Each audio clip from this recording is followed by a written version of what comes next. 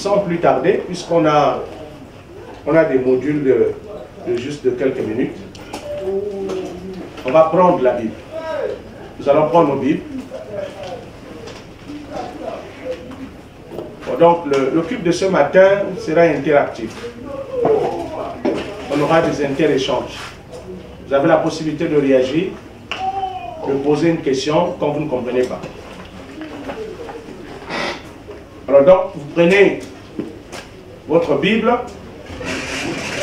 vous ouvrez dans Marc chapitre 11, Marc chapitre 11, Marc chapitre 11, le verset 22 à 24. Marc chapitre 11, le verset 22 à 24.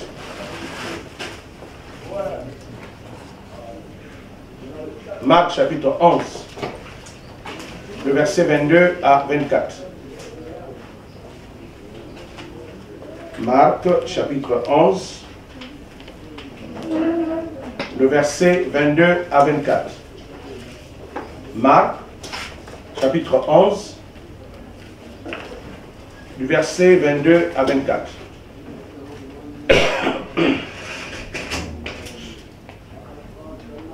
Tout le monde est à la page? Ok, donc on va faire la lecture, on va rester assis. On fait la lecture du texte. Marc chapitre 11, verset 22 à 24. Lisons au nom du Seigneur.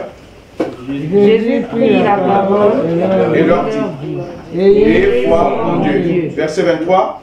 Je vous le déclare en vérité, si quelqu'un dit à cette montagne, ôte-toi de là, jette-toi dans la mer, et s'il ne doute point en son cœur, mais croit que ce qu'il dit arrive, il le verra s'accomplir. Le verset 24, c'est pourquoi je vous le dis, tout ce que vous demanderez en priant, croyez que vous l'avez reçu, et vous le verrez ça accomplir.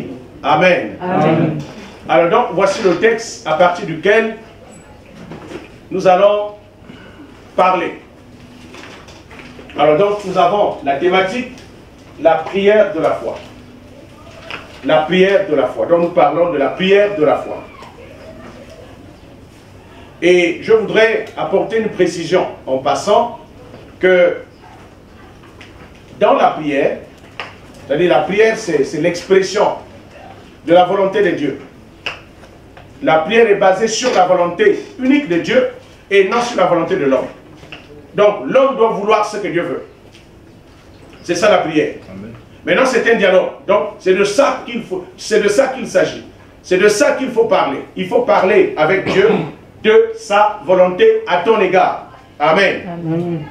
Maintenant, la prière est une expression. Mais qu'est-ce qu'on exprime? On exprime la foi. C'est ce qu'on parle de la prière de la foi. Donc Dieu n'exauce pas notre prière, mais Dieu exauce notre foi qui est exprimée par la prière. C'est pourquoi la Bible dit la prière de la foi a une grande efficacité. Voilà, je répète. En fait, Dieu n'exauce pas notre prière. Dieu exauce la foi qui est exprimée dans la prière. La sœur Marie me regarde un peu bizarrement. Parce que, en fait, on nous a juste enseigné à prier. On nous a dit, il faut prier, Dieu va t'exaucer. Matthieu 7,7 dit, demandez, on vous donnera. Cherchez, vous trouverez. Frappez, on vous ouvrira. Mais ce qu'on n'a pas dit, ce n'est pas parce que je demande que Dieu va me donner. Il y a un non-dit. Il y a quelque chose qui manque. Vous allez souvent constater que dans la Bible, tout ce que Dieu nous demande de faire, c'est ce qui est exprimé. Mais ce que lui, il va faire, est souvent caché. Est-ce que vous comprenez? C'est nous qui devons demander. Donc ça, Dieu doit le dire. Mais ce que lui, il doit faire, c'est caché. Donc on ne dit pas que Dieu va exprimer la foi. Mais on te dit de demander. Mais tu vas demander comment? Par la foi. Amen. Amen. Maintenant, on va essayer de le voir tout à l'heure. Alors, revenons sur le texte. Le texte nous donne un enseignement. Le texte nous enseigne sur un aspect de la vie. Alors, le verset 22, Jésus prit la parole et leur dit, ayez foi en Dieu. Qui a pris la parole? Jésus. Et il a dit quoi? Quand quelqu'un prend la parole, il fait quoi? Il parle. Et qu'est-ce qu'il a dit? Ayez foi en Dieu. Ayez foi En Dieu. Alors il s'adresse à qui? À nous. Il s'adresse à nous, il s'est adressé à ses disciples, n'est-ce pas? Alors donc, il s'est passé un événement. L'événement, c'est quoi? C'est que Jésus venait de maudire le figuier. Jésus venait de maudire le figuier. Bon, regardez, à partir du verset 20, le verset 20 à 21, la Bible dit, le matin, en passant, les disciples virent le figuier séché jusqu'aux racines. Pierre, se rappelant ce qui s'était passé, dit à Jésus, Rabbi, regarde, le figuier que tu as maudit a séché. Waouh! Jésus était en face du figuier. Le figuier, c'est un arbre. Un arbre vivant, n'est-ce pas? Donc, il y avait Jésus et il y avait... Il y avait Jésus et il y avait... Donc, j'essaie de vous ramener là où l'histoire s'est passée. Hein? J'essaie de vous projeter vers l'événement. Il y avait le figuier et il y avait... Il y avait l'arbre. Non. Il y avait le figuier et il y avait Jésus. L'arbre, c'est le figuier. Le figuier, c'est un arbre. Amen. Amen. Voilà, donc, vous avez d'un côté Jésus et de l'autre, vous avez le figuier. Maintenant, il y a un qui a influencé l'autre. C'est qui? En faisant quoi? Il a parlé au figuier. Il a maudit. Oh, maudit, c'est la diction du mal. Hein? C'est ça. Malédire. Donc, c'est la diction du mal. Bénir, c'est la diction du bien. Donc, bénédire. Il a dit du bien. Donc, il a béni. Quand quelqu'un dit du mal, il maudit. N'est-ce pas? Donc, Jésus a parlé au figuier. Le figuier était là, vivant. Mais Jésus a parlé. Jésus a libéré une parole sur le figuier. Et la parole de Jésus, c'est à... C'est-à-dire, quand on repasse le lendemain matin, on se rend compte que ce que Jésus a dit avec sa bouche, c'est ce qui a fini par ça. Donc le figuier est devenu ce que Jésus a dit, n'est-ce pas? Alors ce qui s'est accompli, c'est un fait, oui ou non? Donc la parole de Jésus est devenue un fait. N'est-ce pas? Jésus a dit une chose et la chose est à... Alors, donc, est-ce que Jésus est allé attraper là? Non. Est-ce qu'il a pris le feu pour brûler là? Non. Parce qu'il voulait que le figuier soit maudit, n'est-ce pas? Mais est-ce qu'il est allé brûler? Non. Non. Mais qu'est-ce qui a été en contact avec le figuier? C'est là. C'est pourquoi quand Jésus a fini de parler, il a fini par parler au figuier. Est-ce qu'il est resté là? Non. Il est? Donc, qu'est-ce qui a fini par représenter Jésus auprès de l'arbre? Donc, la parole peut te représenter oui ou non? Amen. Hein? La parole représente Dieu. Donc, Dieu peut ou ne pas être là physiquement, mais à travers sa parole, vous pouvez le voir, vous pouvez l'entendre, n'est-ce pas? Amen. Amen. Quand vous parlez au téléphone, est-ce qu'on vous voit? Non. Bon, quand vous ne mettez pas, comme c'est un appel audio, voilà, puisqu'il y a des appels vidéo aujourd'hui. Quand c'est un appel audio, est-ce que vous voyez la personne? Non. Mais comment vous arrivez à discerner la personne avec qui vous parlez? À travers la voix. Donc votre parole vous représente. Sa parole le représente auprès de vous. Amen. Donc la parole représente la personne. Jésus a parlé. Et le figuier est devenu ce que la parole a dit. Le figuier est devenu ce que la parole a dit. Amen. Alors, donc, Jésus a dit une chose, et la chose est à... Maintenant, le lendemain, les disciples passent par là. Le matin, en passant, les disciples virent le figuier. En fait, Jésus a dû faire semblant de le passer par là, pour montrer à ses disciples le pouvoir de la parole. Parce que Jésus parlait. Mais il voulait leur montrer que, il voulait leur enseigner en fait sur les dimensions de la parole. Alors Jésus a dit une chose sur le figuier et ce qu'il a dit a fini par ça. Alors qu'est-ce qu'on constate? on constate que la parole a deux aspects. Le discours et puis les faits. Oui ou non? Le discours et puis les... Est-ce qu'on peut séparer la parole des faits? Non. Les deux sont liés. Ce qui est dit, c'est dit pour quel but? Pour que cela arrive. Pour que cela arrive. Est-ce que vous comprenez? Donc quel est le but de la parole? C'est pour la manifestation. Maintenant, est-ce qu'il peut y avoir une parole sans qu'il y ait quelque chose à dire? Non. Donc la parole exprime toujours quelque chose. La parole dit toujours quelque chose. Amen. Amen. Maintenant, ce que la parole dit, ça vient d'où? Ça vient de la tête. Ça vient des yeux. Non. Ça vient du cœur. Ça vient du cœur. Donc Jésus, avant de parler, avait déjà décidé, avait voulu que le figuier là soit maudit. Est-ce que vous voyez? Et après il a fait quoi? Il a exprimé sa volonté à travers sa parole, sa bouche. Donc c'est pourquoi on dit que c'est de l'abondance du cœur que la bouche. C'est de l'abondance du cœur que la bouche. Donc quel est le rôle de la bouche?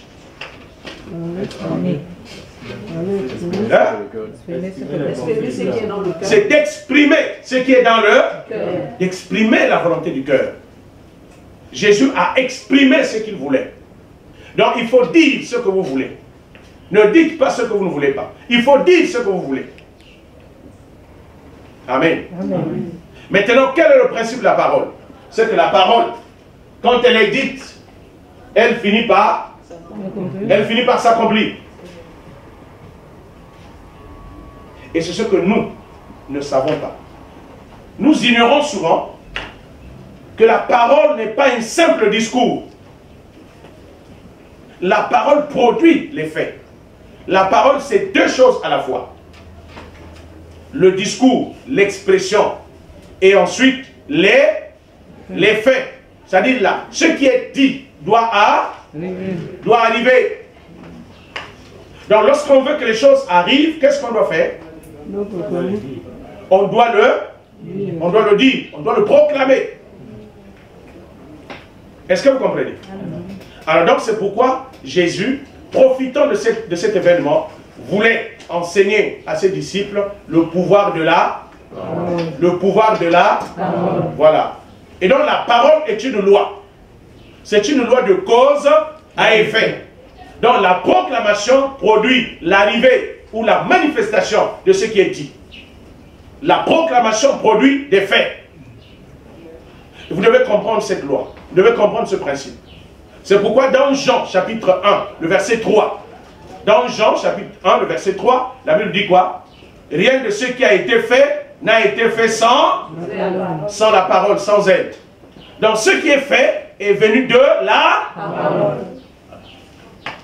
Bon, si Dieu, le Créateur, qui est plus intelligent que nous, avant de faire, il dit d'abord pour que la chose arrive. Et nous, qui sommes des hommes, on veut directement passer à l'action. Ça va marcher? Non. Hein? Non. Donc, la parole démontre qu'il y a quelque chose dans le cœur. Est-ce que vous comprenez? La parole démontre qu'il y a quelque chose dans le cœur. C'est ce qu'on voudrait arriver. C'est ce qu'on voudrait voir arriver. C'est ce qu'on veut voir. Jésus voulait que le figuier là soit maudit. Et il a fait une démonstration. Il a maudit le figuier. Et ce qu'il a dit a fini par c'est la grande leçon à apprendre. Maintenant, quand il repasse par là, Pierre lui fait un rappel. Maître, c'est-à-dire Rabbi, regarde le figuier que tu as maudit, asséché. Jésus dit, ayez foi en Dieu. Ayez foi en Dieu. Ayez foi en Dieu. Alors pourquoi Jésus commence par là? Ayez foi en Dieu. Ça veut dire ayez confiance en Dieu. Ayez confiance en Dieu. Mais il y a quel rapport entre le figuier? C'est toi qui parles, c'est moi qui parle. Maintenant je vais encore mettre confiance en Dieu comment? En fait ici, l'expression ayez foi en Dieu a une image, a un sens d'identification. C'est-à-dire identifiez-vous à Dieu. Maintenant, dans cette dimension de Dieu dans laquelle vous vous identifiez, parlez comme Dieu. Parce que tout ce que Dieu dit, c'est pourquoi quand vous dites au nom de Jésus. Ça veut dire, je me tiens à la place de Jésus. Mais ce n'est pas un titre que vous usurpez. Ce n'est pas quelque chose que vous appropriez. Vous n'êtes pas un imposteur quand vous dites, je prie au nom de Jésus. Parce que vous êtes d'abord de Christ. Vous avez reçu Christ, n'est-ce pas? Amen. Donc vous avez le droit de parler au nom de Jésus. Parce que vous êtes devenu lui. Hein, pour parler terre à terre. Vous êtes devenu semblable à lui. Vous êtes comme lui. Et donc quand vous parlez comme qui? Comme Jésus. Vous parlez comme Jésus. Maintenant quand Jésus parle, qu'est-ce qui arrive? Ce qui a été dit doit arriver. Donc Jésus voulait dire, moi, je me suis identifié à la place de Dieu. Et quand j'ai parlé comme Dieu dit et la chose arrive, c'est comme ça que moi je me suis vu. C'est pourquoi la chose est à. Donc il y a d'abord une identification à la personne de Christ avant de parler. Il faut d'abord s'identifier à la personne de Christ avant de parler comme lui. Donc vous devez vous voir comme lui et parler ensuite comme lui. Si vous êtes comme lui, vous allez parler comme lui. Et vous aurez les mêmes résultats que lui. Est-ce que vous comprenez? Donc, nous avons la responsabilité de savoir qui nous sommes en Christ. Nous avons la responsabilité de savoir qui nous sommes en Christ. Qui sommes-nous?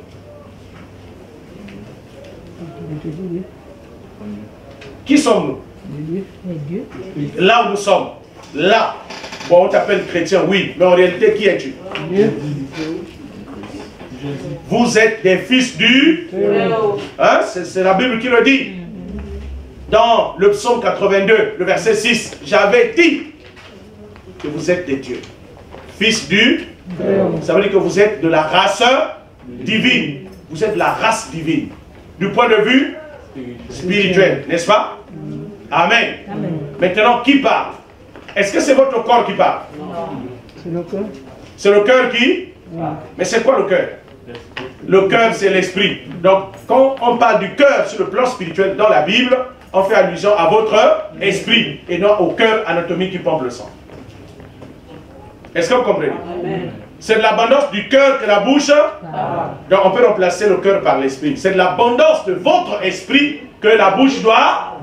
Donc, notre corps, notre bouche appartient à qui? Appartient à notre esprit. Et toi, qui es-tu?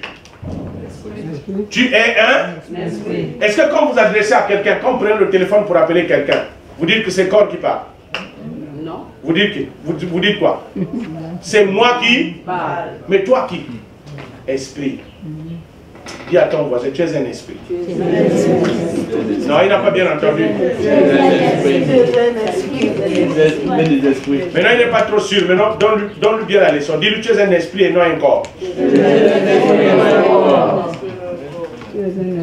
Bon, regarde-le, comment il te regarde. Il est surpris, non?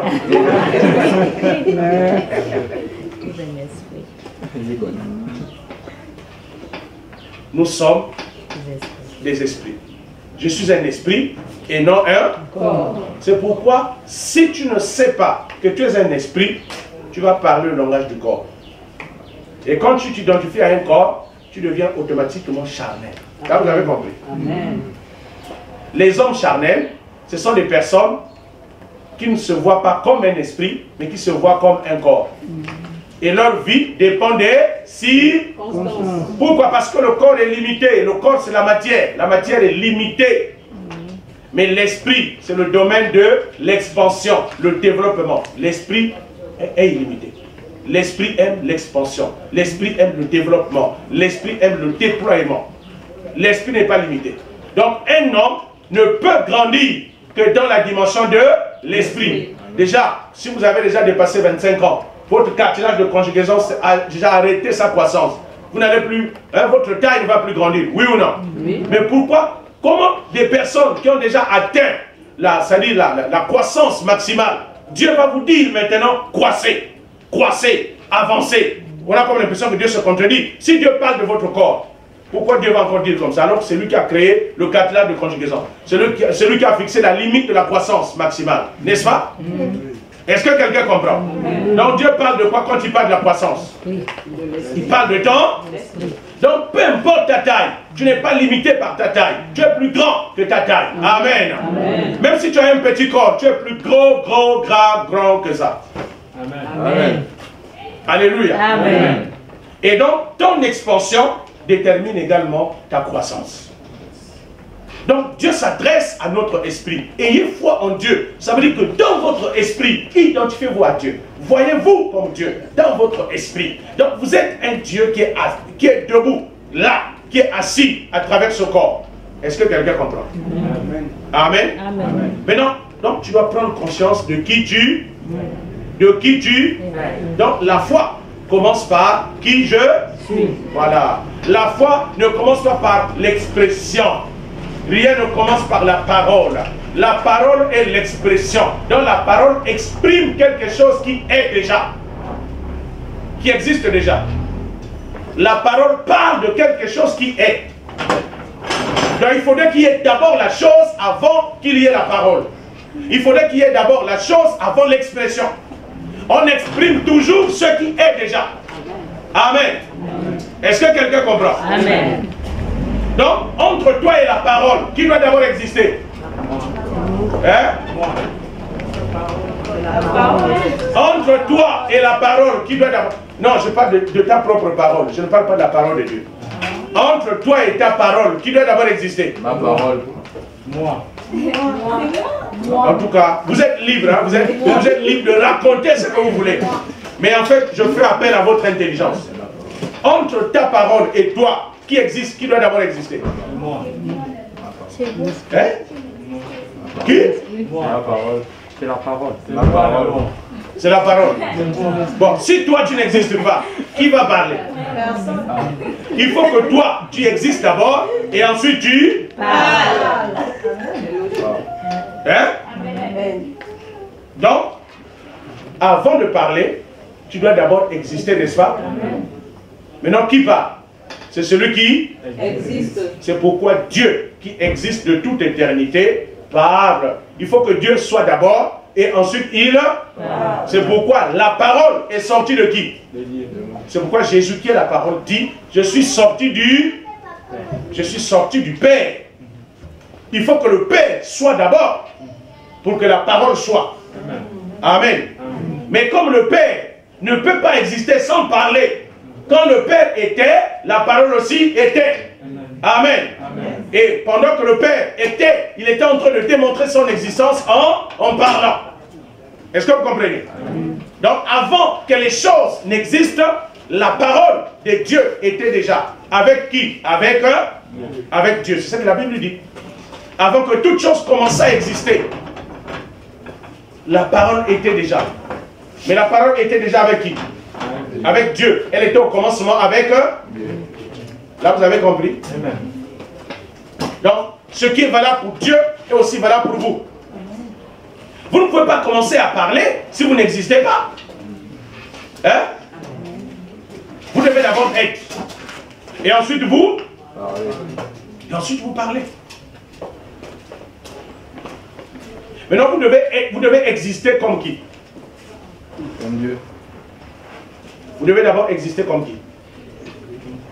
Comme Dieu, comme Christ. Comme Christ, n'est-ce pas? Donc Christ est le premier. Amen. Avant de... Vous voyez cet ordre-là. Donc quand vous parlez, c'est votre personne qui... Donc vous devez d'abord penser à la qualité de la personne que vous êtes avant de regarder à la qualité des paroles que vous déclarez. Comme je suis, c'est pourquoi je... Voilà. C'est différent de ce que Descartes a dit. Descartes a dit, comme je pense, donc je... Mais tout le monde entier, le cogito ergo sum, le monde entier a été embarqué dans cette erreur-là. Bon, quelqu'un qui n'existe pas, il peut penser. Il devait dire, comme je suis, c'est pourquoi je pense. Mais il a dit, comme je pense, donc je... Et tout le monde accepte. Vous voyez que ces gens-là, ils avaient une influence maléfique, non? Tout le monde accepte ça. Alors, il faut d'abord être pour penser. Parce que qui pense? C'est l'être existant qui pense. Si tu n'existes pas, la pensée détermine l'individu. Oui ou non? Maintenant, s'il n'y a pas une personne, comment on va penser? Mais Descartes dit, comme moi je pense, c'est là où je suis. Ça veut dire que c'est la pensée d'abord et ensuite l'être après. Ah oui. Ça, c'est ce qu'elle a fait, ça. Et Papa Norbert, toi tu étais très fort en philosophie. Sur le discours de la méthode, tu avais la meilleure note. Donc tu avais la meilleure note dans les faussetés. Et on disait meilleur élève. Vous savez, le monde est comme ça. Quand le monde t'élève, ça veut dire que tu es un bon menteur. Tous ceux qui sont faux dans le monde, on les élève. Hein? En réalité, comme je suis, c'est pourquoi je pense. C'est pourquoi je parle. Je suis, c'est pourquoi je parle. Donc, je démontre mon existence à travers ma parole, ma pensée, ma volonté et mes actions. Cherchez d'abord à être comme Dieu, à être citoyen du royaume. Maintenant, le reste vous sera donné. Amen. Amen. Alléluia. Amen. Alors donc, Jésus est en train de nous enseigner en disant, ayez foi en Dieu. Ça veut dire que soyez d'abord comme Dieu avant de parler. Maintenant, si vous vous voyez comme Dieu, vous vous identifiez à Dieu, en étant comme lui, parlez comme lui à sa place. Amen. Amen. Parce que le principe de la parole de Dieu, c'est quoi? Dieu dit une chose et la chose a. C'est-à-dire, c'est un principe, c'est une loi. Vous ne pouvez pas séparer la parole des faits. Les faits et la parole sont liés. La manifestation est liée à la proclamation. C'est pourquoi c'est un principe dans le psaume 33, le verset 9. C'est un principe qui est défini. Dieu dit une chose et la chose a. Dieu dit une chose et la chose a. Et vous allez voir, Dieu a fait la même chose. Au commencement, la terre était informe et il y avait le chaos. Donc il y avait les ténèbres. Dieu voulait voir la lumière. Mais il n'y avait pas la lumière dehors. Dieu dit qu'il n'y a pas un problème. Quand quelque chose n'est pas là, les hommes disent que la chose n'existe pas. Amen. Mais Dieu dit, toute chose existe. Amen. Toute chose existe. Mais dans quel domaine toute chose existe? Est-ce que c'est dans le monde physique ou dans le monde invisible? Donc Dieu sait que toutes les choses qui manquent dans le monde visible existent éternellement dans le monde invisible. Donc rien ne manque. C'est-à-dire les choses qui ne sont pas là ne sont qu'une absence apparente. Est-ce que vous comprenez? C'est une disparition apparente. Alléluia. Donc je profite quand même pour dire aux gens, quand l'argent n'est pas là, nous on dit qu'il n'y a pas. C'est-à-dire quand l'argent n'est pas perceptible par vos sens, par vos yeux, vous dites qu'il n'y a pas. Parce qu'il n'y a pas l'argent dans la poche, il n'y a pas l'argent dans le compte, il n'y a pas l'argent dans le porte-monnaie. Et puis comme il n'y a rien, tu dis, comme tu ne vois pas, tu ne touches rien, tu dis qu'il y a rien. Est-ce que c'est vrai? C'est vrai pour un enfant du monde, mais c'est faux pour un enfant de Dieu. Parce que quand quelque chose n'est pas là dans le monde visible, la chose est retournée dans le monde invisible. C'est-à-dire toute chose a tendance à revenir vers sa source. Est-ce que vous comprenez? Chaque chose, éteignez le téléphone, chaque chose a tendance à revenir vers la source. Donc les choses qui ne sont pas là existent déjà de façon éternelle. Où? Dans le monde invisible. Est-ce que vous comprenez? Maintenant, comme les choses qui ne sont pas là existent quelque part dans le monde invisible, c'est pourquoi la foi ne regarde pas au monde visible. Parce que la foi possède les choses. Donc la foi regarde à l'invisible. Et dans l'invisible, est-ce que les choses manquent? Non. Les choses sont là-bas. Et les choses qui sont dans l'invisible appartiennent à votre esprit. Est-ce que vous comprenez? Et comme l'esprit est dans son monde, est-ce qu'il va chercher les choses? Il les possède déjà. C'est à lui, n'est-ce pas? C'est pourquoi la foi, c'est posséder les choses. La foi, c'est posséder la chose, non pas attendre la chose. Parce que la foi, c'est une capacité de l'esprit de croire, c'est-à-dire de posséder la chose qui est dans l'invisible. Est-ce que vous comprenez? Donc, la foi parle d'abord de l'esprit. La foi est une expression, c'est un mode de vie de l'esprit. C'est pourquoi Dieu dit, le juste vivra par la foi. Le Fils de Dieu, celui qui est né de nouveau, doit vivre par la foi. Il doit fonctionner par la foi. Ça veut dire qu'il doit fonctionner en dépendant des choses spirituelles. Et ce sont les choses spirituelles que la parole exprime. Donc la parole nous parle, la parole de Dieu, la Bible nous parle des choses qu'on ne voit pas, mais qui existent déjà dans le monde invisible. Amen. Est-ce que vous comprenez? Amen. Maintenant, le monde invisible et le monde visible sont reliés. Est-ce que quelqu'un comprend? Dis avec moi, le monde invisible et le monde visible sont reliés. Donc il y a une corrélation entre le monde invisible et le monde visible. Maintenant, il y a un monde qui alimente l'autre. C'est le monde invisible, le monde spirituel, qui fournit les choses au monde visible. Dans le monde visible est le monde de la réception. Est-ce que vous comprenez? Le monde visible est récepteur. Le monde invisible est fournisseur. Est-ce que vous comprenez?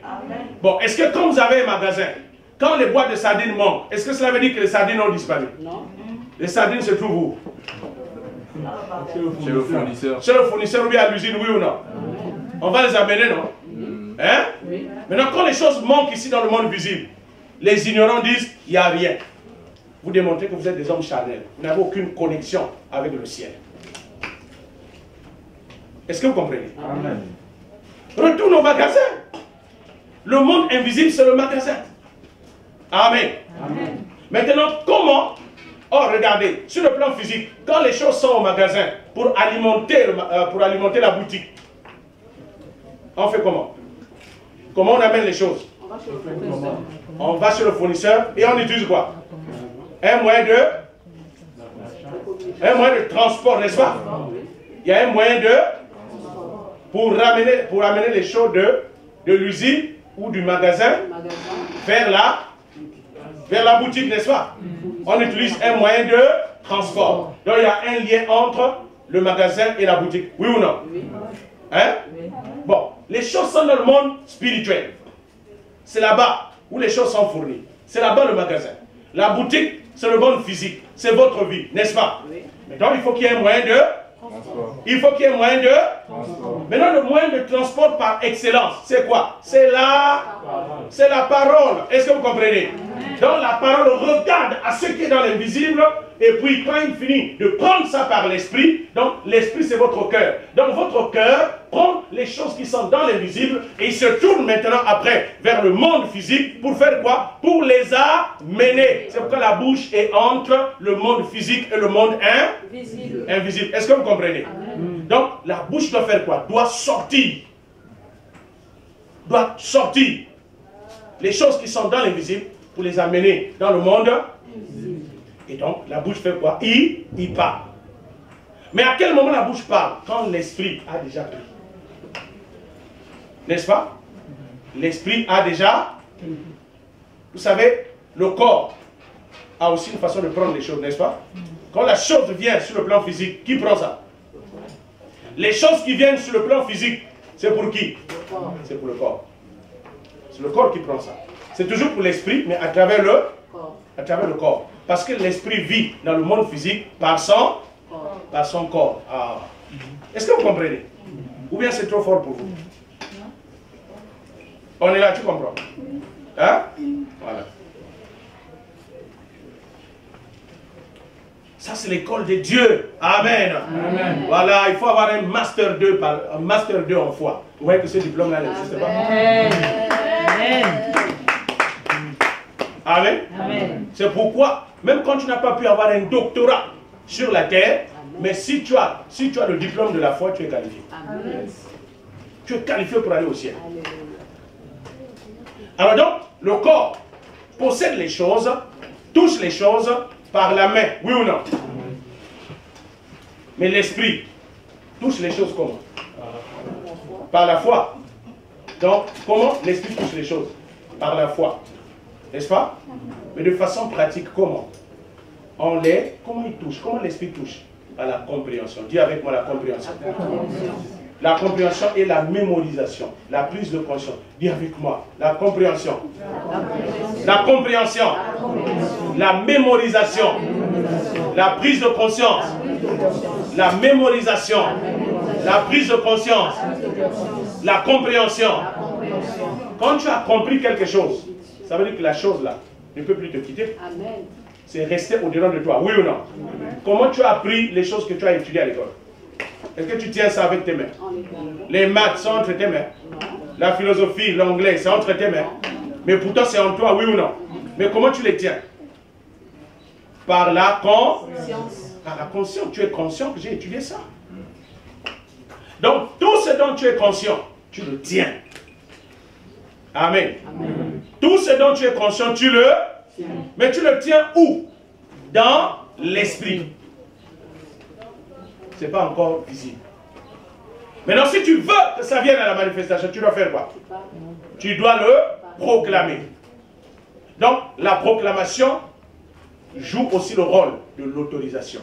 Quand vous proclamez quelque chose, vous permettez à la chose qui est à l'intérieur d'avoir l'autorisation de venir.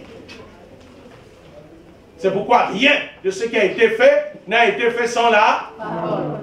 Donc la parole donne en même temps l'autorisation à la chose d'arriver. Est-ce que vous comprenez?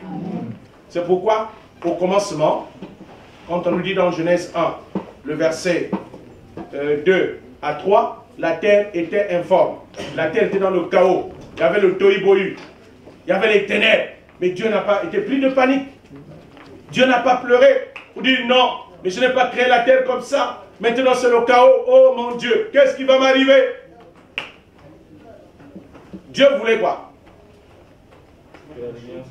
Dieu voulait la lumière. Dieu ne voulait pas les ténèbres, c'est pas ce qu'il voulait. Il voulait la lumière. Or, quand vous voulez quelque chose, la chose doit être en vous. Est-ce que vous comprenez? Vous voyez que Dieu est intelligent. Hein? Donc Dieu le sait. C'est lui qui nous apprend ça. Est-ce que quelqu'un comprend? Quand tu veux de quelque chose, la chose doit être, tu dois être conscient de cette chose-là au-dedans de toi. Tu dois dire que j'ai droit à cela. Dieu me l'a donné. Amen. Amen. Maintenant, comme Dieu savait que la lumière qui manque ici, là, la lumière qui est absente ici, est présente dans le monde invisible. Et lui, étant dans le monde invisible, il a fait quoi? Il a amené ça. Et il a utilisé quel moyen de transport? Il a dit que la lumière soit. Et la lumière a fait quoi? La lumière est apparue. La lumière fut. Oui ou non? C'est le même principe. C'est le même. Donc ton argent là, quand je dis que je n'ai pas d'argent, l'argent est où? Hein? Dans le monde invisible. C'est pourquoi nous sommes supérieurs au monde.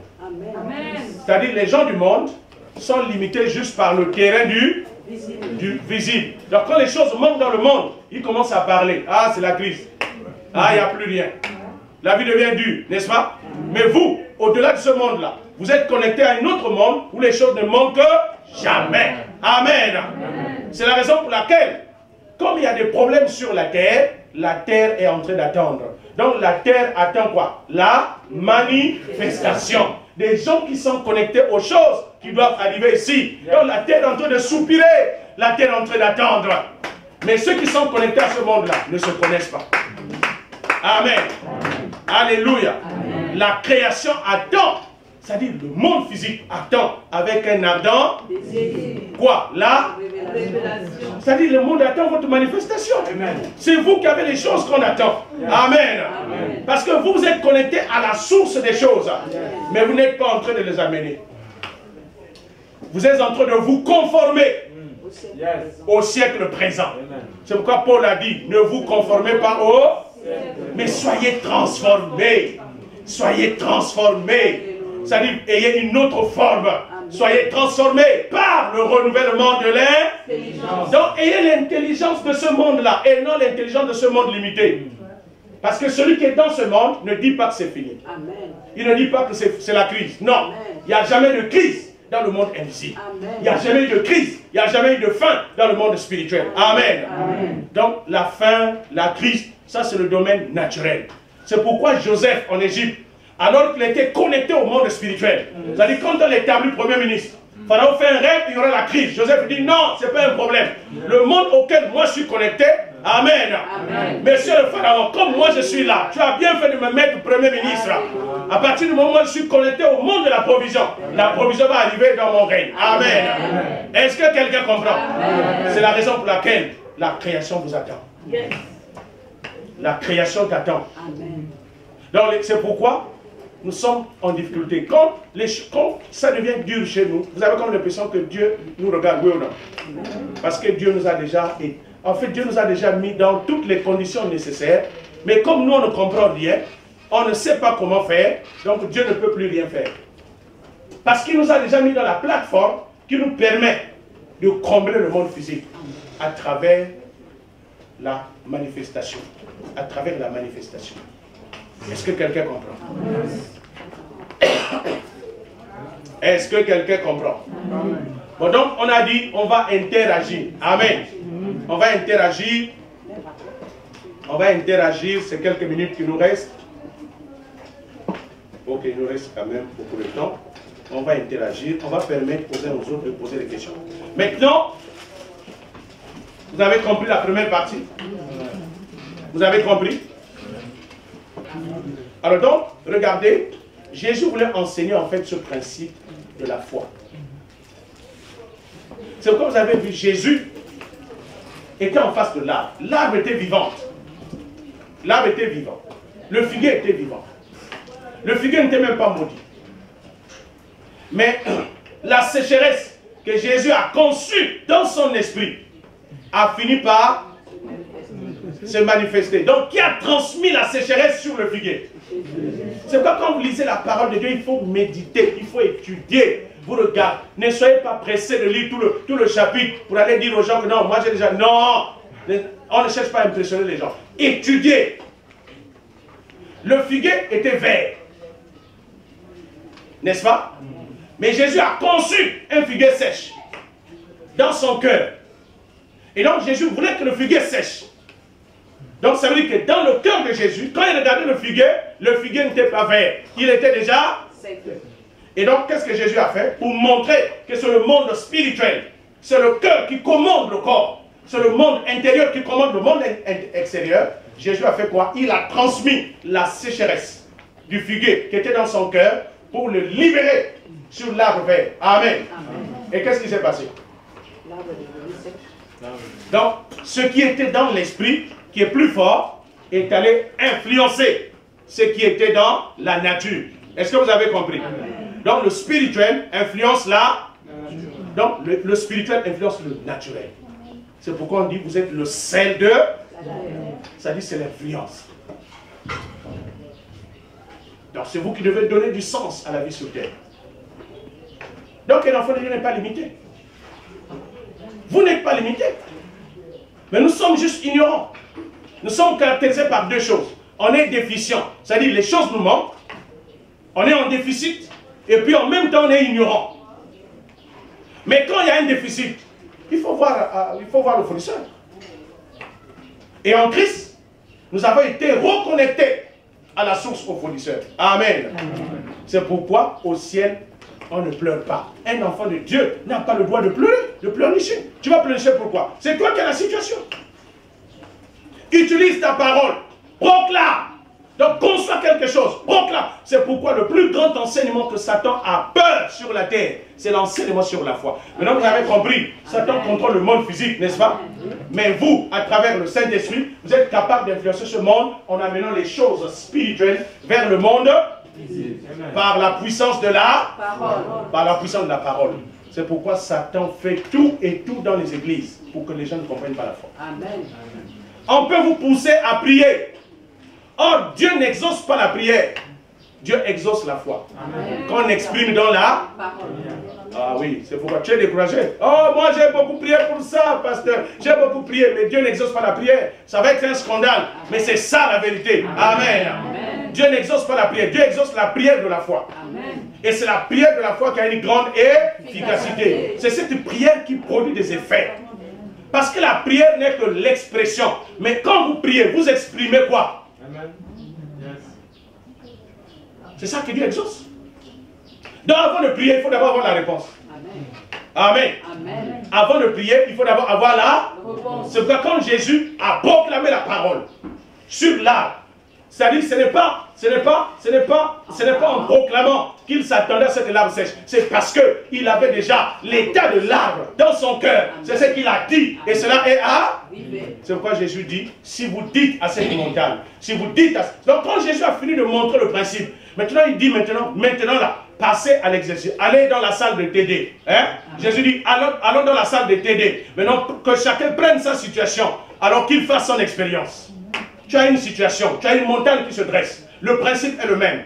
Alléluia. Donc dresse-toi, c'est-à-dire devant cette montagne-là. Alors regarde la maladie là, regarde la maladie là. Donc tu dois concevoir dans son c'est-à-dire quelle est la destinée. Qu'est-ce que tu dis de cette maladie? Qu'est-ce que cette maladie va devenir? C'est à toi de décider. Parce que tu as reçu l'autorité et le pouvoir du nom de Jésus dans les cieux, sur la terre, pour décider en lieu et place de Jésus-Christ. Est-ce que quelqu'un comprend? C'est toi qui dois décider de la situation que tu as. Et non la situation doit impacter ta vie. Non. L'inverse n'est pas possible. Amen. Donc c'est pourquoi Dieu dit, mais je m'étonne de ce que c'est la montagne qui t'influence. Alors c'est toi qui dois déterminer le sort de la montagne. Donc Jésus dit, si quelqu'un dit à cette montagne, ôte-toi de là.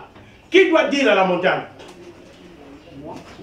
Donc ça veut dire que c'est toi qui as la solution, qui a le pouvoir. C'est toi qui détermine le sort de la montagne. Donc la montagne, sa position dépend de qui? Dépend de toi. Si tu permets que la montagne soit là, c'est ce que le patron a voulu. Si tu décides que la montagne quitte, c'est ta volonté. C'est pourquoi Dieu n'a plus rien à faire. Il nous a donné la volonté, il nous a tout montré. Dieu ne fera plus rien.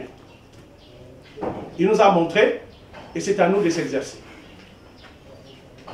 Donc ta vie est une école. Donc tu dois aller. C'est pourquoi quand on vient à l'église, on vient apprendre les leçons. Et quand on va à la maison, on va, dans la vie active, on va expérimenter, on va utiliser les principes qu'on a reçus. On les utilise. Ça c'est ton TD. Amen. Amen.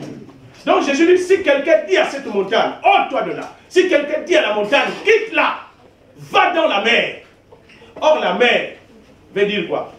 L'homme vit sur la terre, n'est-ce pas? Hein? Ça dit, va dans un autre ça dit, ne sois plus en contact avec moi. Va dans un environnement où on ne sera plus en contact. Donc, on voit ça en enfer, c'est pas dans le séjour des morts. On voit ça là où tu veux. Alléluia. Sauf que l'on ne voit pas ça chez quelqu'un. Hein? On ne voit pas ça chez quelqu'un. On voit ça dans la mer. La mer veut dire dans un environnement avec lequel vous n'êtes pas en contact. Ne soyez plus en contact avec ces choses. Commandez à cette situation de partir, de libérer, de quitter votre vie. C'est valable. Si c'est le salaire qui n'est pas payé, l'impayement, ordonne à cette situation de partir. L'injustice, ordonne à cela de partir. Amen. Amen. Maintenant, quand tu as fini de déclarer, Jésus dit, si quelqu'un dit à cette montagne, ôte-toi de là, jette-toi dans la mer, Jésus dit, tu peux le dire. Et là, nous sommes d'accord avec Jésus, n'est-ce pas? Oui. Nous avons souvent l'habitude de le dire. Mais Jésus dit, et si tu ne doutes point dans ton cœur, voilà ce qui se passe. Voilà le principe. Quand tu as fini de dire, la chose doit arriver. C'est-à-dire, le principe, c'est que la chose que tu as déclarée doit forcément arriver. Maintenant, nous habitons où? Dans le... Nous habitons dans le... Voilà, je te donne déjà le carreau. Hein, je te donne le carreau. Nous habitons dans le... Voilà, c'est le temps, n'est-ce pas? Hein, comme les autres ont dit que c'est le temps. Nous habitons dans le temps. Et aussi dans... Donc nous sommes dans le temps et dans... l'espace. Donc ça veut dire que ici, c'est le temps qui commande et c'est l'espace qui... Donc quelque chose ne peut pas arriver si ça ne prend pas du... Est-ce que quelqu'un a compris? Donc quand tu as déclaré la chose va arriver. Ça, c'est ce qui te concerne. Mais sauf que tu ne connais pas le temps que ça va faire. Dieu seul est maître des temps et des... Donc ne regarde pas le temps. Mais toi, ton problème, c'est quoi? Que la chose est en train d'arriver. Parce que j'ai déclaré la manifestation. La chose est en train d'arriver. Maintenant, comme ça va prendre un peu de temps, alors tu dois être patient. Donc, à quoi sert la patience? Attendre l'arrivée. Attendre la manie. Donc la patience n'est pas, ne veut pas dire croiser les bras. Quand on dit sois patient, ça veut dire la chose est en train d'arriver. Donc si la chose n'est pas en train d'arriver, la patience n'a pas sa raison d'être. Amen. Tu patientes quoi? Tu attends quoi? C'est parce qu'on attend quelque chose qui est en train d'arriver. Car c'est une prophétie dont le temps a été fixé. Même si cela tarde, attends-la. Elle, ça, certainement. Donc il y a une certitude que ça va arriver. Alléluia. Amen. Alléluia. Amen. Donc quand je proclame la destruction de telle situation, mon problème, c'est que je sais que ça va se détruire. Amen. Amen. Maintenant, quand est-ce que ça va arriver? Ce n'est pas mon problème. Je sais. Je sais que ça va arriver. Je sais que ça va s'accomplir. Je sais que ça s'accomplira. Je sais que ça s'arrivera. Je commande que cette situation s'arrête au nom de Jésus. Je sais que ça s'arrivera. Amen. Amen. Maintenant, nous savons proclamer les choses. Mais quand on a fini de proclamer, quelques heures plus tard, comme tu ne vois pas, hein, tu commences à dire, je ne sais pas si ça va encore Arriver. Dès que le doute s'installe, on dit que toi, tu as changé. Oui ou non? Amen. Tu viens de... Celui qui voulait la chose vient de changer. Or, quand tu as prié, tu t'es mis à la place de Dieu, oui ou non? Est-ce que Dieu change? Non. Maintenant, comme toi, tu viens de changer, tu n'es plus semblable à Dieu dans ce domaine-là. Donc, à chaque fois que tu ne ressembles plus à Dieu, rien ne va marcher. Quand tu t'es servi de ces principes. Je reprends. Ce qui te donne l'autorisation de prier de cette façon, c'est parce que tu appliques le principe du Seigneur. Donc, Dieu te met à sa place pour le faire. Maintenant, tu dois rester comme lui jusqu'à ce que la chose arrive. Amen. Amen. Tu ne dois pas changer. Mais dès l'instant où tu doutes, tu viens de changer d'avis. N'est-ce pas? Douter veut dire, j'ai changé d'avis. Je voulais la chose, mais là, je vois que la chose ne va plus arriver. Donc tu viens de changer. Or Dieu ne change pas. Tu dois rester fixé. Tu dois rester déterminé sur ce que tu as déclaré. Et ça va s'accomplir. C'est ça le pouvoir. Alléluia. C'est pourquoi on dit que la vie et la mort est au pouvoir de la langue. Au pouvoir de la langue. Bon, est-ce que quelqu'un ici est sans bouche? Hein? Y a-t-il une personne ici qui n'a pas de bouche? Y a-t-il une personne ici qui n'a pas de cœur? Donc, vous avez le cœur, vous avez Christ en vous, vous avez la bouche, vous avez la parole. Ils vont quoi? C'est pourquoi les situations qui sont dans nos vies, Dieu ne viendra pas les enlever. C'est toi qui dois faire le travail. Amen. Et lui, il va accomplir. Amen. Amen. Amen. C'est pourquoi les choses qui sont encore dans ta vie, c'est le domaine dans lequel tu n'as pas encore parlé. Amen. C'est le domaine dans lequel tu n'as pas encore parlé. Donc, il y a une puissance dans la parole. La parole existe pour appeler les choses, non pas pour les décrire. Donc, c'est pourquoi si quelqu'un part de toi à dire oh, la vie est trop dure, surtout quand tu es convaincu que la vie est dure. Alors, tu es en train d'amener à l'existence sur ta propre vie quoi? Une vie dure. Une vie dure. Parce que ta bouche là est créatrice. Désormais, ne dis plus ce que tu ne veux pas. Il faut parler de ce que tu veux. Amen. Ne parle pas de ce que tu ne veux pas. Parce que parler, c'est créer. C'est amener à la manifestation. Est-ce que quelqu'un comprend? Amen. Alléluia. Amen. Donc quand nous prions, nous devons prier, nous devons exprimer la foi. Je prends un exemple. Je vais m'arrêter par là, puis on va faire l'interaction. Donc si je prie pour la guérison, ce n'est pas en priant pour la guérison que je vais guérir. Non, c'est parce que je sais que j'ai déjà droit à la guérison. En tant qu'enfant de Dieu, je suis déjà guéri. C'est pourquoi je proclame la guérison. Donc si tu n'as pas d'abord la chose, ne prie pas. Or nous on prie pour que la chose arrive. C'est pas comme ça. Ça c'est l'incrédulité. Vous voyez, ça bouleverse un peu notre théologie. Hein. C'est comme ça qu'on nous a appris. Non, il faut prier. Demandez, on vous donnera. Ça dit quand tu demandes pour que la chose arrive. Non, demande ce que tu as déjà. Amen. Ce que Dieu t'a déjà donné dans l'invisible, dans ton esprit, Dieu ne peut pas te le refuser dehors. Amen. Amen. Donc nous demandons en quelque sorte 2 fois. Dieu nous donne 2 fois. C'est pourquoi quand ça va arriver, ça va être un témoignage. Or le chiffre 2 est le symbole du témoignage. Voilà. Le chiffre 1, c'est le symbole de l'unité. Donc pour la première fois, tu dois être uni à la chose dans ton cœur. Pour la deuxième fois, tu dois mener la chose à la manifestation. Amen. Tu dois l'avoir 2 fois. Et c'est là le témoignage. Donc, il y a de témoignages que lorsque la chose est visible. C'est pourquoi si la chose tu l'as dans le cœur, et maintenant tu ne parles pas, tu n'agis pas, la foi sans les œuvres est aussi morte. Donc il faut que tu arrives à déclarer la chose qui est dans le cœur. Alléluia. Amen. Et la foi, je ne parle pas du futur. La foi ne dit pas que j'aurai la chose. Ça c'est l'espérance. Beaucoup de chrétiens vivent dans l'espérance. L'espérance ne possède rien. Vous pouvez continuer à espérer jusqu'à mourir. C'est bon d'espérer, mais vous n'aurez rien. C'est la foi qui possède. La foi ne dit pas demain. La foi vit aujourd'hui. Donc le temps de la foi, c'est aujourd'hui. Donc la foi a un temps, c'est-à-dire le temps de la foi, c'est le présent actuel. C'est le maintenant. Est-ce que quelqu'un vit demain? Non. Quelqu'un vit hier? Non. Vous vivez quand? Maintenant. Chaque personne vit au maintenant. N'est-ce pas? Maintenant, c'est le maintenant qui se prolonge dans le futur. Est-ce que vous comprenez? C'est ça qu'on appelle l'éternité. L'éternité, c'est un seul temps. C'est un présent continu. C'est un présent actuel et continu. Donc, c'est pourquoi vous devez vous actualiser. Vous ne voyez pas, regarde, votre téléphone là, chaque jour, il faut mettre des applications à jour, non?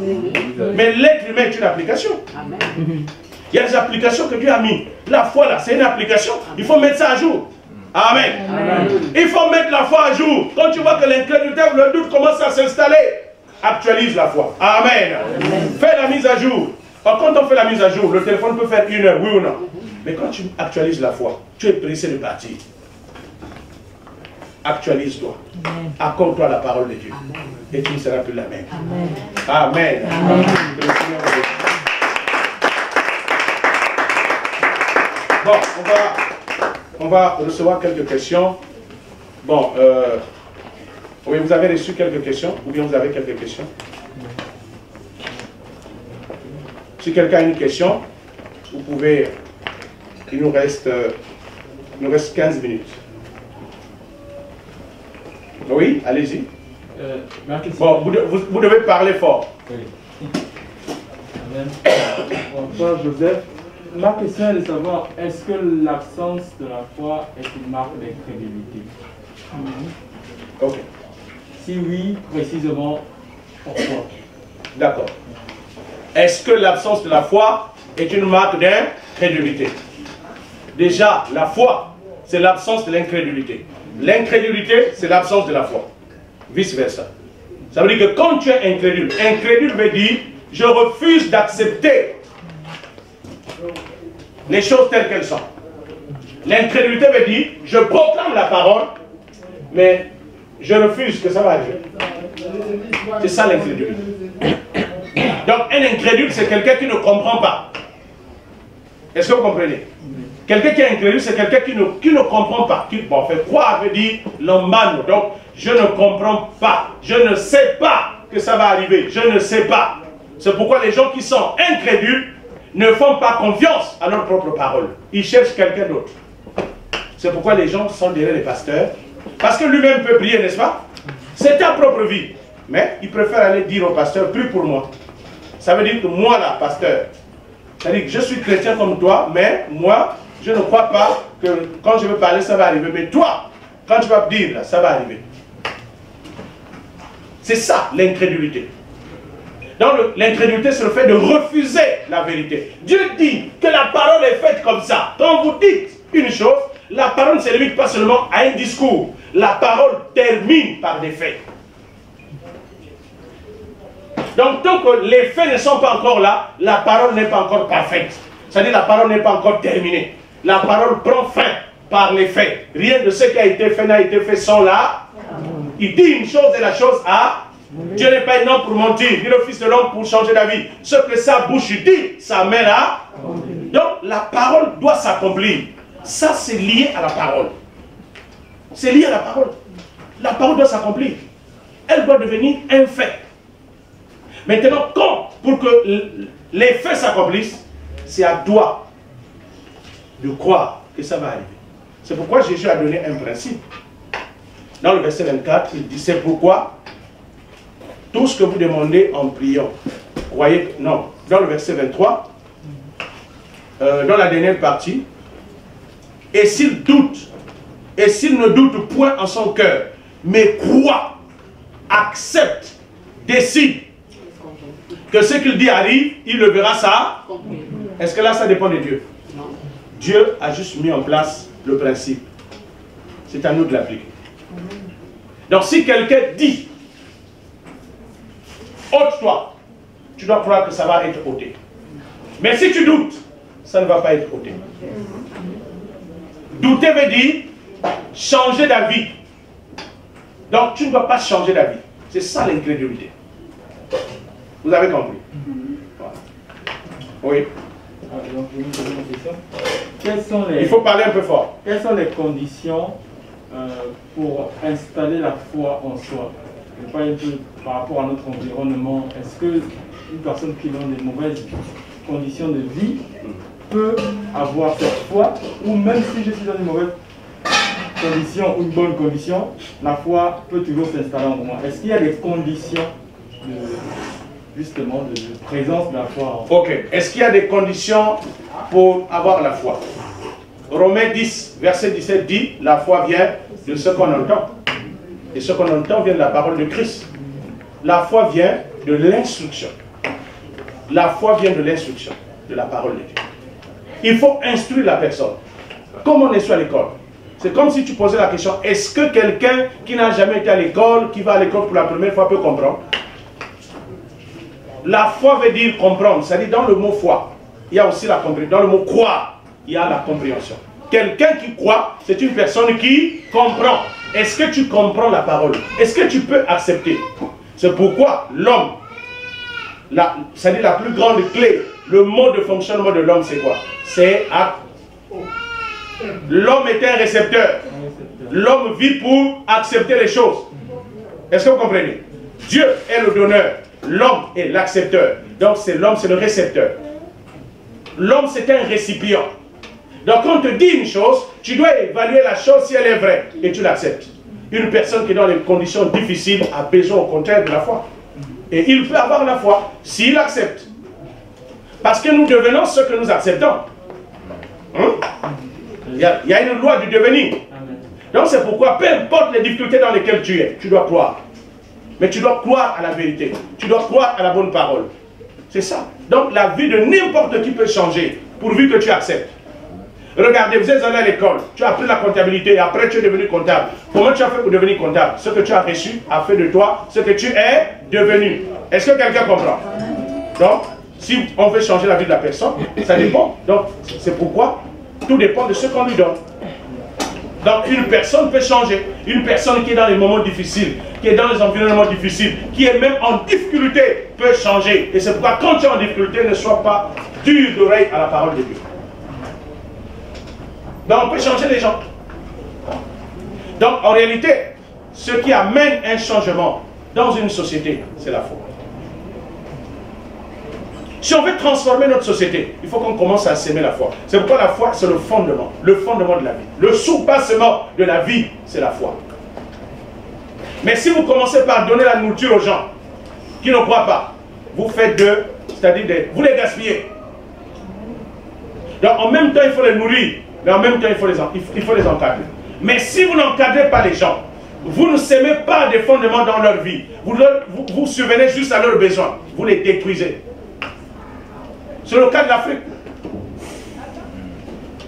Les Occidentaux viennent avec les aides, mais ils ne nous enseignent pas comment produire.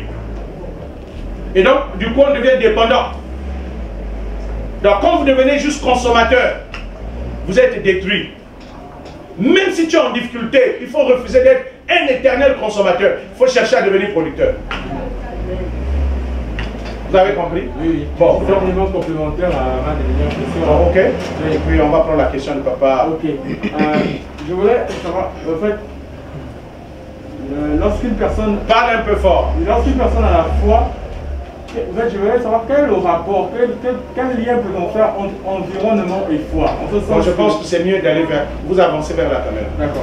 En ce sens que j'ai reçu la parole, et est-ce que l'environnement dans lequel je vis, par exemple, on remarque qu'il y a des personnes qui, parfois, je peux être ici à l'Assemblée, je reçois une parole, je crois ici à l'instant en cette parole, et mon environnement à la maison peut avoir de l'effet potentiel. Est-ce que justement ce rapport qu'il peut y avoir entre foi et environnement, est-ce que je devrais améliorer mon environnement, peut-être mon entourage, peut-être les gens avec qui je suis, etc., afin de conserver ma foi? Est-ce qu'il y a justement ce lien-là entre foi et environnement? Je comprends. L'environnement a un impact également sur la conservation de votre foi. L'environnement a une influence sur votre foi. C'est ce qu'on appelle la persécution. Voilà. Il y a des persécutions. C'est-à-dire que vous recevez la foi. Par exemple, dans votre assemblée, on vous enseigne sur la foi. Vous arrivez à la maison, les gens ne croient pas en Dieu. Les gens ne partagent pas votre foi. Les gens vous persécutent. Vous devez tenir ferme. Donc vous devez garder. C'est pourquoi on dit garder là. Parce que c'est ce qui vous sauve. C'est-à-dire c'est ce qui vous laisse connecter à Dieu. Donc là, quand vous commencez à être persécuté, vous devez être fidèle. Donc la foi que vous avez reçue sous forme de connaissance doit devenir une forme de fidélité. Parce que la foi signifie aussi fidélité. C'est pourquoi c'est ce qu'on appelle le fruit de l'esprit. Il faut joindre, plutôt les fruits de l'esprit, c'est l'amour, la paix, la joie, la fidélité. Cette fidélité-là, qui est dans Galates chapitre 5, verset 22, parle de la foi. C'est-à-dire une foi qui s'accroche. Vous devez être déterminé que moi je crois en Dieu. Je réalise que ce que j'ai reçu est vrai. Je reste attaché à cela. Et ça va s'accomplir. Amen.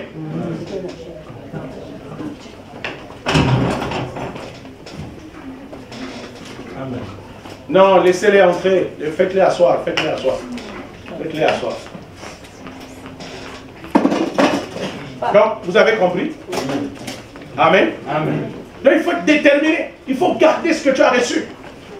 Est-ce que quand vous avez reçu les enseignements à l'école, quand tu as compris comment étudier les équations de premier degré, second degré, et quand les gens te disent, toi là, depuis que tu as fait l'école, quand les autres te persécutent, ça disparaît. Tu les gardes, oui ou non? C'est la même manière que tu dois faire. Tu dois garder ce que tu as reçu. Tu as entendu. On t'a enseigné par exemple, Dieu est mon Seigneur. Il est mon pourvoyeur. Tu dois garder ça. Même si les gens se moquent de toi, c'est un enseignement que tu as reçu. Tu dois être fidèle à cette parole. Donc la foi, c'est la fidélité à la parole que tu as reçue, à l'enseignement que tu as reçu. Tu dois rester accroché à ça. Amen. Oui, pas... Oui, parce que moi, je suis toujours dans l'institut entre Christ et le Saint-Esprit. Oui. Parce que lorsque Jésus montait au ciel, parlez un peu fort. Lorsque Jésus montait au ciel, il avait dit que je vous enverrai un esprit consolateur. Est-ce que cet esprit, c'est le Saint-Esprit ou c'est Christ? Ok. D'accord. Jésus a dit, qui parle? C'est Jésus. Bon, au fait, je vais le placer là. Toi, tu es un esprit, n'est-ce pas? Tu habites dans un corps. Maintenant, quand le Christ, normalement celui qui est venu, celui qu'on appelle Norbert, ce n'est pas le corps, c'est l'esprit qui est venu d'en haut.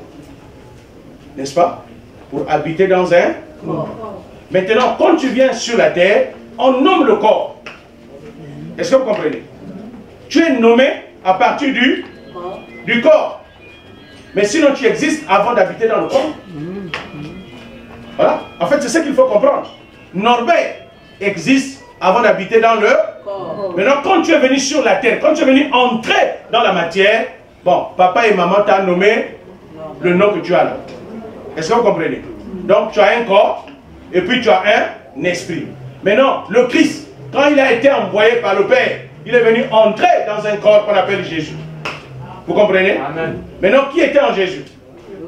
C'est le Christ. Donc, c'est pourquoi on dit Jésus-Christ. On ne peut pas laisser parler.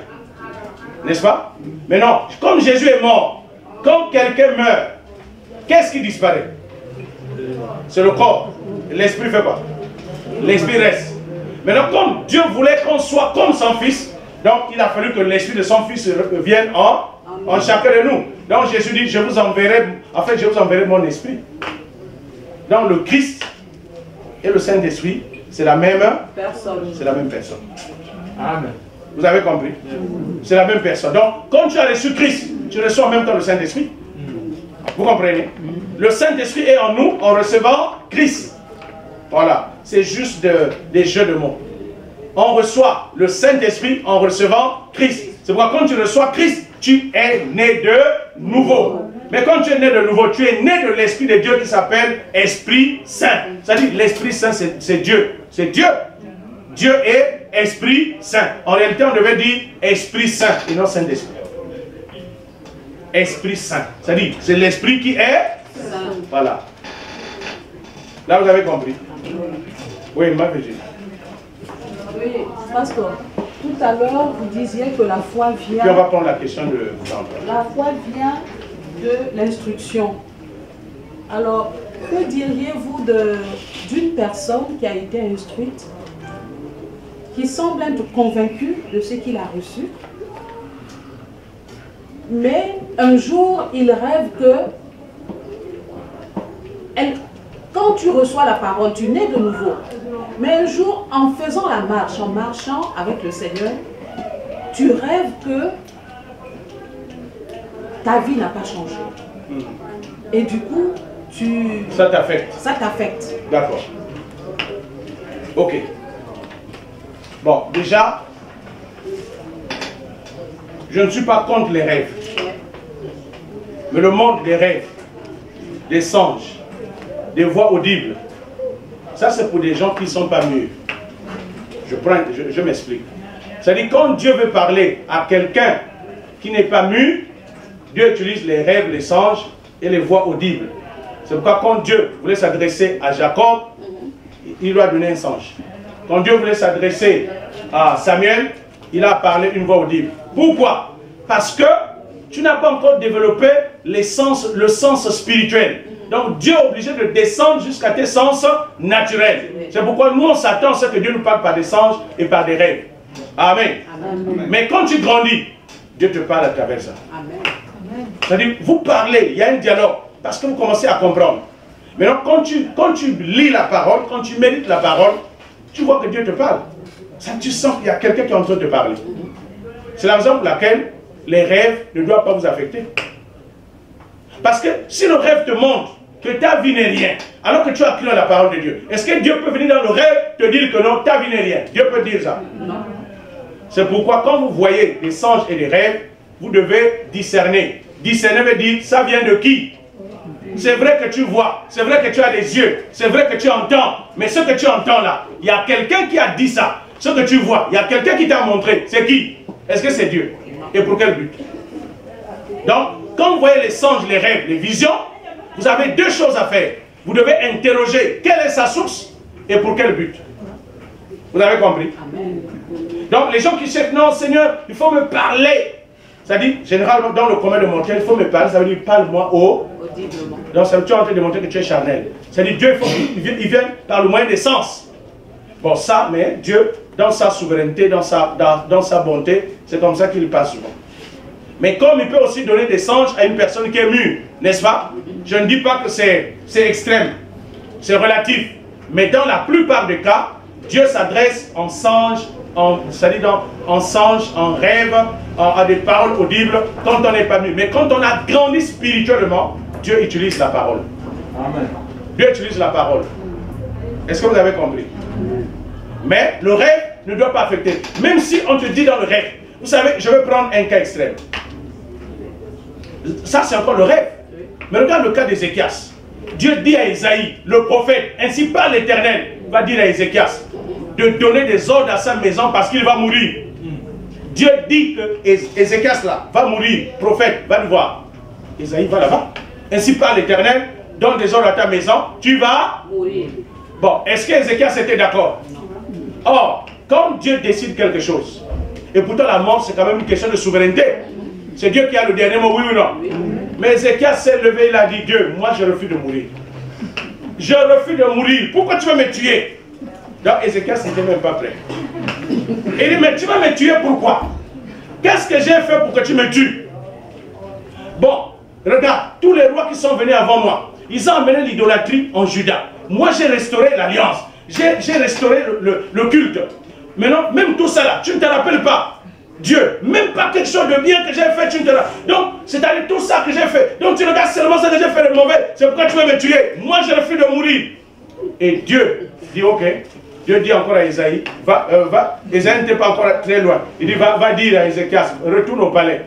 Va lui dire qu'il ne meurt pas. J'augmente son nombre de 15 degrés. Pourquoi 15 degrés? Parce que l'être humain, de la naissance jusqu'à la mort, tu dois parcourir 360 degrés, n'est-ce pas? Donc, lui, il n'avait pas encore atteint le cycle complet. Bon, je ne sais pas. Mais Dieu a dit, je vais augmenter ton nombre de 15 degrés. Donc, ça correspond à quoi? À 15 années. Hein? C'est pourquoi 15 ans. C'est pourquoi un jour, la NASA était en train de faire des recherches pour étudier le cycle, c'est-à-dire de la rotation de la Terre. Ils se sont rendus compte qu'il y a 15 degrés qui manquent. Ils ont dit, mais comment on va faire? Il y a un qui était là, on dit non, lisons la Bible. Quand ils ont lu la Bible, ils se sont rendus compte que Dieu avait dit un jour à Ézéchias, j'augmente de 15 degrés. Il dit, voilà, c'est ce qui manquait. Donc, les gens là, ils croient que, écoutez, Dieu n'est pas n'importe qui. C'est Dieu qui contrôle toutes choses. Amen. C'est pas un amusement. Donc, tout le monde sait que le livre là n'est pas un amusement. Mais seulement, quand les gens ont fini, c'est-à-dire quand Dieu a fini d'élever les gens n'ont plus besoin de ça. Papa Antoine, votre question. Oui, pasteur. C'est la dernière. C'est un peu la... Bon, vous avez dit qu'avant de parler, il faut d'abord exister. Oui. Effectivement, c'est une démonstration juste. Parce qu'avant qu'on ne parle, il faut que nous existions. Mais lorsqu'on revient un peu dans le livre de Genèse, on dit au commencement était la parole. On a l'impression qu'on... Dans le livre de Jean. Dans Jean, voilà. Oui. Est-ce que vous avez une explication? Est-ce que vous avez une explication lorsqu'on met en exergue la parole avant l'existence? Ok, d'accord, merci. En fait, ce verset est mal traduit. Je suis obligé de parler comme ça, de dire la vérité. Jean 1 est mal traduit par Luc II. La version originale dit, d'ailleurs, voilà, j'ai une version parole vivante ici. La version originale dit, avant que toute chose commençât à exister, la parole était déjà avec Dieu. Amen. C'est-à-dire, quand on parle du commencement, on ne parle pas de Dieu. On parle des choses qui vont exister. Parce que les choses ont un commencement. Mais Dieu n'a ni fin ni commencement. Voilà. Donc c'est pourquoi Dieu était déjà avant que tout existe. Bon, donc si vous lisez cette version, elle est proche de l'original. Elle vous dit, bon, vous pouvez faire entrer les gens qui sont... Ne les faites pas très vite. Bon, ok, donc, aux origines, ça c'est Jean 1, verset 1, aux origines, avant que rien n'existe, le Fils, expression de Dieu, était là. Il était face à face avec Dieu, étant lui-même Dieu. Mais, la version 70 dit, avant que toute chose commençât à exister, la parole était déjà avec Dieu, et cette parole était Dieu lui-même. Hein? Voilà. C'est quelle version, pasteur? C'est quelle parole vivante? Voilà. Vous allez trouver ça partout là. Ça doit coûter dans les 8000 ou 10 000. Amen. Bon, c'est la dernière question. Donc, le